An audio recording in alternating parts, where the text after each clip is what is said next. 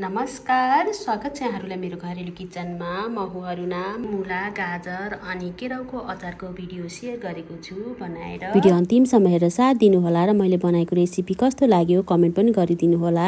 अनि मेरो च्यानलमा नयाँ हुनुहुन्छ र सब्स्क्राइब गर्नुभएको छैन भने सब्स्क्राइब पनि गरिदिनु होला।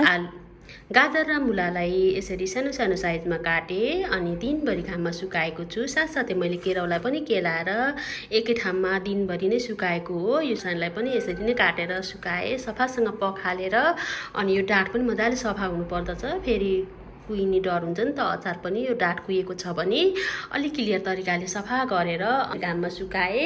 अब यसलाई हामीले एउटा भाँडामा ट्रान्सफर गर्नुपर्छ।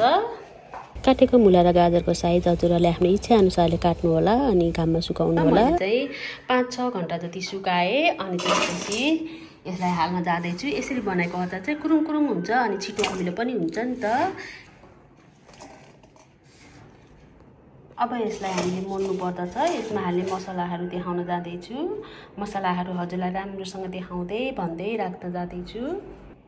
सुरुमा मैले जिरा, तोरी, धनियाँ अनि त्यसपछि सोपलाई लिगेर मैले हल्का ड्राई रोस्ट गरेँ अनि त्यसैलाई मसिनो धुलो बनाएर लिगेको छु पिनेर। यसमा हामीले धेरै मसलाहरू राखिरहनु पर्दैन। यो रातो धुलो खुर्सानी पाउडर राखेँ 1 चम्चा जति।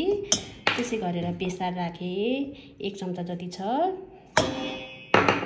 अनि नुन राखेको छु। नुन चाहिँ हजुरहरूले आफ्नो स्वाद अनुसार राख्नु होला। अब यसमा तेल मैले 1 कचौरा जति लिएको छु। तेल चाहिँ हजुरहरूले तताएर मजाले तताएर अनि सेलाउन हालेर राख्दा पनि हुन्छ।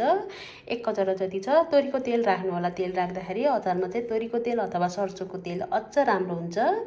यसलाई राखिसकेपछि मैले मजाले मोल्छु। हातमा ग्लोभ्स लगाएर अथवा चम्चाले डाडु पन्युले जेले गर्दा पनि हुन्छ। मैले चाहिँ हातमा यतिकै मोलेको छु।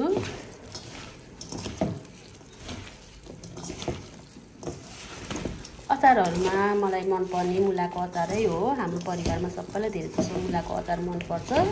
मुलाको अचार मैले बेला बेलामा बनाइराखेको हुन्छु।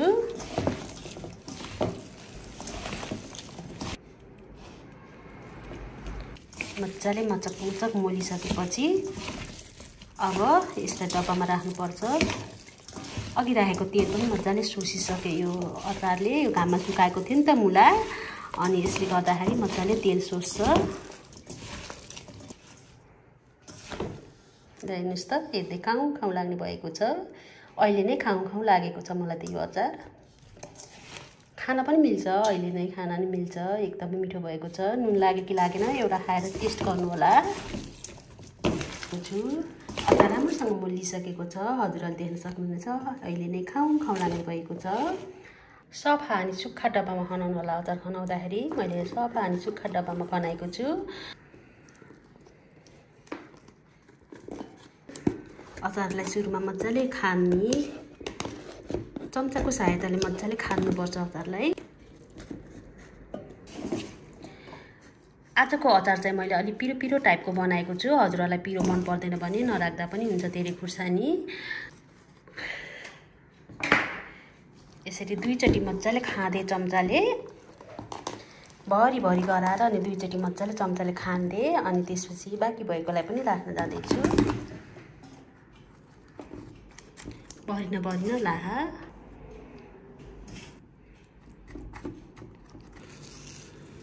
अचारलाई मजाले खाँदी डब्बामा खनाएँ अनि यो छेउछेउमा लागेकोलाई चाहिँ पुसेको छु। यसले फेरि अचार बिगार्ने डर हुन्छ नि त। टिस्यु पेपरले पुसे। थोरै तेल राख्नु पर्दछ। यसले अचार बिग्रिन दिँदैन। मुला, गाजर अनि केराउको मिक्स अचार रेडी भइसकेको छ बनाएर। अब यसलाई घाममा 3-4 दिनसम्म सुकाउनु पर्दछ अनि यो अमिलो अमिलो हुन्छ। हावा नछिर्ने गरेर राम्रोसँग बिर्को लगाउने अनि घाममा लगाएर सुकाउने। हजुरहरू मेरो च्यानलमा नयाँ हुनुहुन्छ र अहिलेसम्म पनि सब्स्क्राइब गर्नुभएको छैन भने प्लिज सब्स्क्राइब गरिदिनु होला अनि भिडियो मन परेमा आफ्नो साथीभाइ र फ्यामिलीसँग सेयर पनि गरिदिनु होला। साथै लाइक कमेन्ट पनि गरिदिनु होला। Thank you for watching. Have a good day. Bye bye. फेरि भेटौँला।